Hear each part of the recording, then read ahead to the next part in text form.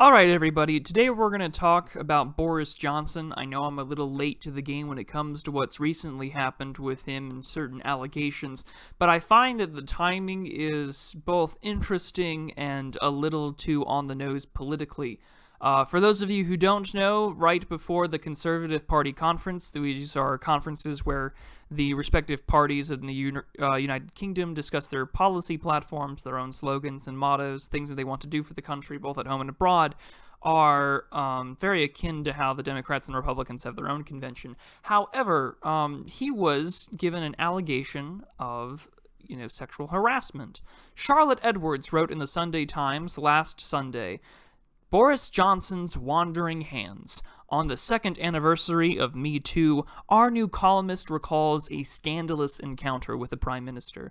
Again, links in the description below to everything I cite. Now, her claims and her allegations are behind a paywall, so I'm going to go to a Australian Financial Review article written by Hans van Leeuwen. I'm pretty sure I've butchered the hell out of this.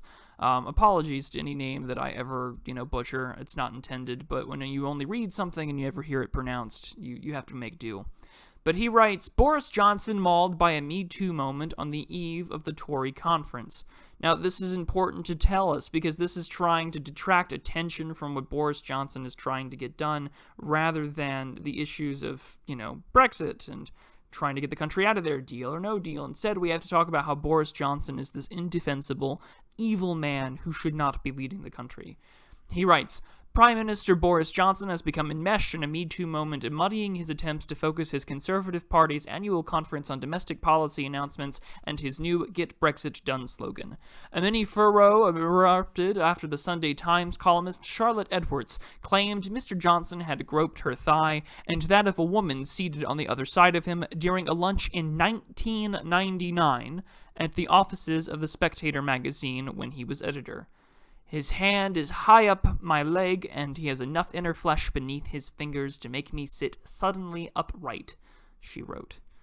When asked to respond to the incident, which creates new resonance with the world of U.S. President Donald Trump, because what article about sexual harassment in world leaders doesn't mention the Access Hollywood tape, Mr. Johnson initially said he didn't recollect the event. Later, his office explicitly denied the allegation. This prompted Miss Edwards to tweet, I clearly have a better memory than he does.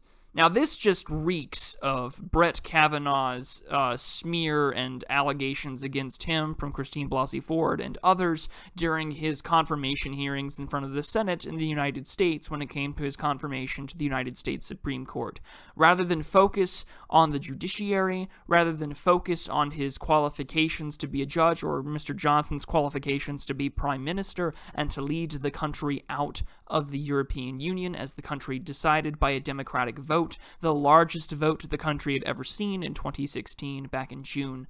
I find it interesting that there's only now, despite his long and checkered history both working in Parliament, working as a frontbencher, working as the Mayor of London, or even bringing it up when he was still the editor of the Spectator magazine back in the late 1990s, where he had rose to fame working as a magazine editor. Now, as we've been able to see from the Brett Kavanaugh allegations that this was also political, Christine Blasey Ford had later came out through her lawyer stating that she was concerned about reproductive rights and the longevity of Roe v. Wade, the Supreme Court decision that legalized abortion in the United States. That's what allowed her and prompted her to come forward with these allegations, even though they were 30 years old. Now, these are 20-year-old allegations against the Prime Minister, and again, they are incredibly obfuscated by the political earmarks that Miss Charlotte Edwards wrote on the second anniversary of Me Too. If this was more of a serious allegation, and if this was more important to her own well-being in bringing up a legal case, why wouldn't she bring this up in court? Why wouldn't she file some sort of, a civil case or some sort of criminal charge with the judiciary and the criminal system that exists inside the UK? I don't know what the statute of limitations are for such kind of harassment or whatnot, but why not find some sort of legal or civil recourse rather than going to the press and discussing an event that may or may not have happened 20 years ago? All that this is doing is trying to make Boris Johnson and his supporters rally behind him and make him look like Boris Johnson is positively indefensible, that he is a misogynist, that he wants to put the country hostage when it comes to leaving the European Union, that he wants a no-deal Brexit, and that he wants to tank the economy. The fact that no deal is off the table by Parliament, and those that are wishing to stop them from leaving the EU are more concerned about their international bank holdings and their ability to travel and their own personal wealth and well-being, rather than those in the country who are being decimated, whether that's in the fishing industry or manufacturing or labor jobs. I think it's indicative to say that this is purely political and for their own self-interest. But I want to go now to the Spectator magazine itself, where Toby Young, who is I believe the current editor, writes, "Is it time to revive our play about Boris's sex life?"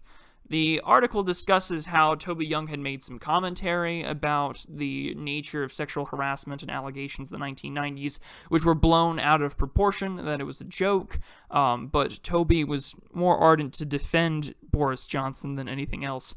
He writes, "I worked for Boris at The Spectator for 5 years while he was editor and attended several lunches and lots of parties at the magazine's offices, and never once did I witness Boris putting his hands on anyone's knee or thigh or any other part of their anatomy apart from their shoulders, nor did I hear any reports of him doing so. He was not a groper." Now, despite Boris Johnson committing acts of adultery, losing his spot on the front bench in Parliament due to his actions, Toby Young concludes the article saying, "I've known Charlotte for 25 years, and I like her very much, and I genuinely don't think that she'd lie about something like this. As anyone who's done jury service knows, memory is notoriously unreliable. People can't accurately recall what they did last month, let alone 20 years ago. There's a huge volume of psychological literature about this. In the absence of corroborating witnesses, we should move on to discussing more important things, like the biggest political crisis in Britain's history since Suez.